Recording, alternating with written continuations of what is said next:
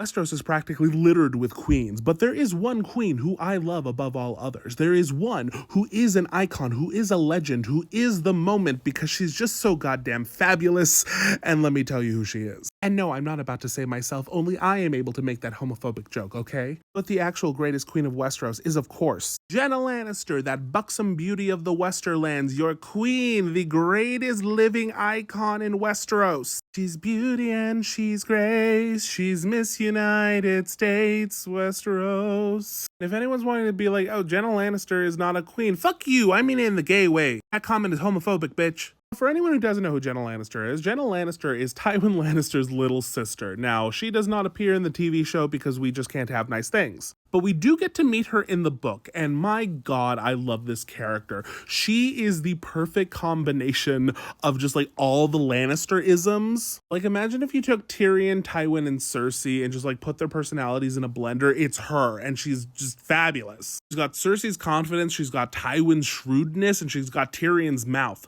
I love this woman. And we only get to meet her for a few chapters in Feast for Crows. That's the 4th book, so like mild spoilers. But in her brief appearances, she really establishes herself as, you know, really just like one of the Lannister gang. She is kind of in an unfortunate situation because she was married off to a Frey. Yeah, one of Walder Frey's like ugly little spawn. Yeah, she has to be married to that. So poor woman, but boy, does she make the most of it. When we meet her, she is at Riverrun because Riverrun is under siege. We do get like a bit of this in the show that they've kind of like changed the plot around it, but whatever, I'll get into it. But basically what's going on is the Blackfish, Brynden Tully, you know, Catelyn's uncle, is holding Riverrun as it's being sieged by a bunch of Lannisters and Freys, and it has been under siege for a while. And in the Lannister encampment, you have Aemon Frey, who is Jenna's husband, and then you have Genna Lannister herself. Now, they are there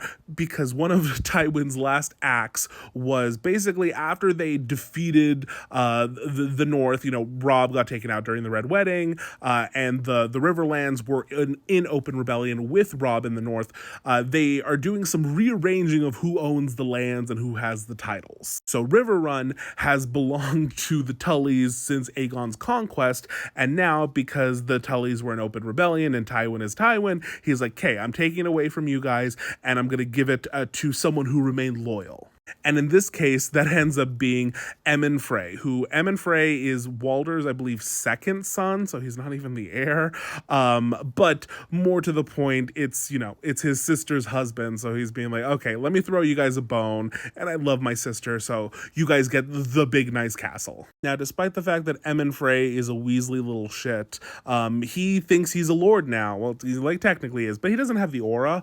But he's like, whatever, I'm a lord now, I gotta go claim my castle. But, you know, the castle is currently being held by the Tullys still. Aemon Frey is just like freaking out and like sitting outside the castle being like, I need my castle. I was gifted a castle. I'm a lord now. I'm the Lord of Riverrun. And Genna Lannister, his wife, is just like, sit down.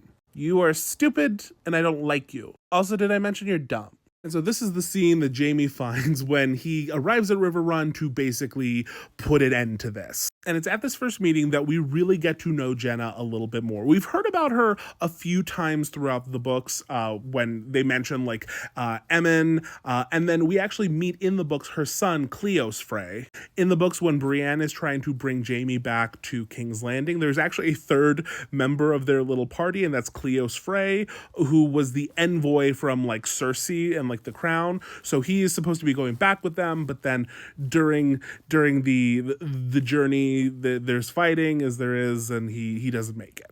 But anyway, Cleos is Aemon and Jenna's son, and so that's a thing. Anyway, I got sidetracked. So when Jaime gets there, he speaks to Genna, and Genna asks, you know, what happened to my son? And Jaime lies and is like, oh, he like died bravely. He like didn't. It was just a whoops. But Genna seems satisfied, and then she wants to get into like the nitty gritty of it all. It's also at this point where like Aemon just like keeps like yapping in the room that she basically tells him to go sit outside and wait for her.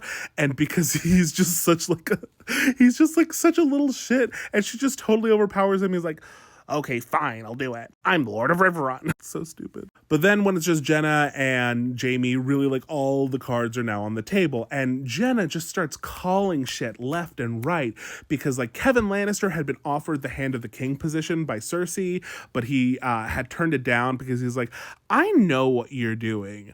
I know that you are just trying to like use me so that you can control your child, and then I also know that your child is probably not Robert Baratheon's child. So let's just all fucking chill. But anyway, so Kevin turns it down, and Jenna's like, that's not like Kevin. Something weird is going on, and I know that because I am intelligent, unlike you motherfuckers. And Jaime's like, fuck. She's gonna figure it out. But Jenna's like, no, Kevin is a very good lieutenant. He always has been for Tywin, and like he's not gonna stop now. So like something went down. And then she starts calling bullshit on Cersei allowing the Faith Militant to rearm, because that's another big dumb thing that she's done while she's in charge.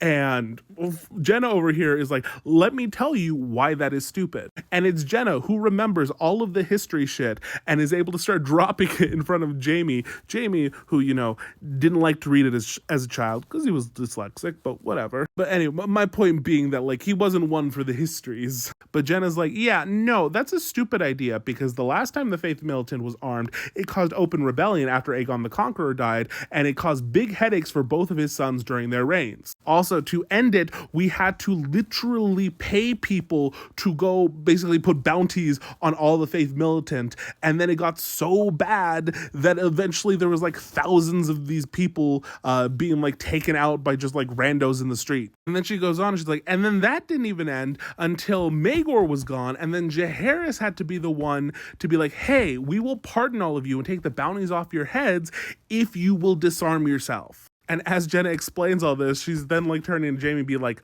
so I hope Cersei had a good reason for doing this. And Jaime's like, yeah, I hope so too. Also, yeah, I didn't remember any of that, sorry. And so Genna becomes this wonderful example of like yet another, especially like female character who, if not for the structures of this society, could be a huge player. And like she is within the context of like what she's allowed to do. Like she very much is the one wearing the pants between her and Emmon. And Emmon, you know, while being the Lord is a cool thing, she's the one who will probably like ultimately help him keep it if he were to do so. I mean, we don't know. Red Wedding 2.0 might happen. They might all get taken out.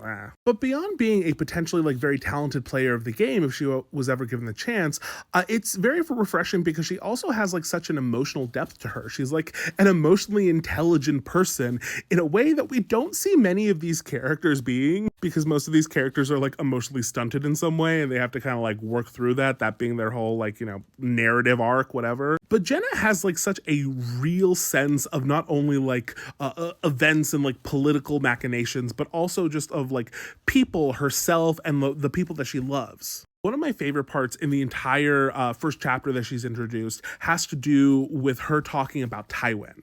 Because she was like Tywin's favorite. She was Tywin's only sister, and they were very close.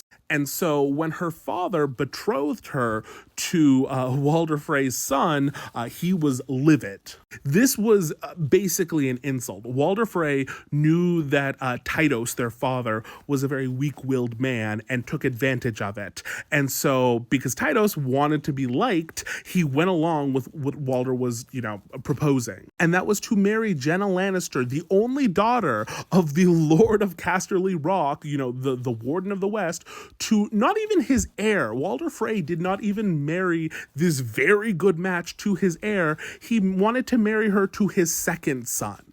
And so Genna affectionately remembers how at the betrothal feast where this was announced, the only person in front of all the lords to stand up and say something was 10-year-old Tywin. And so she acknowledges that, you know, despite what he would become and like the monstrous things that he would do, that even she says, like, I don't agree with, like, he's still the big brother who took care of me, and so I will always love him for that. And it's this insight that is such an integral part of this character, where finally, like, towards the very end of their meeting, Jaime says, like, it's okay, Tywin has another son in me, I'm gonna try to, you know, like, fill in the void. And Perceptive's Genna is like, no, I'm sorry, that ain't you. You have little parts of all of his brothers, the best parts of all of his brothers, but you aren't Tywin's son. Tyrion is. Tyrion is the son that is like Tywin, and you shouldn't try to be. Anyway, Genna's the best. Good night.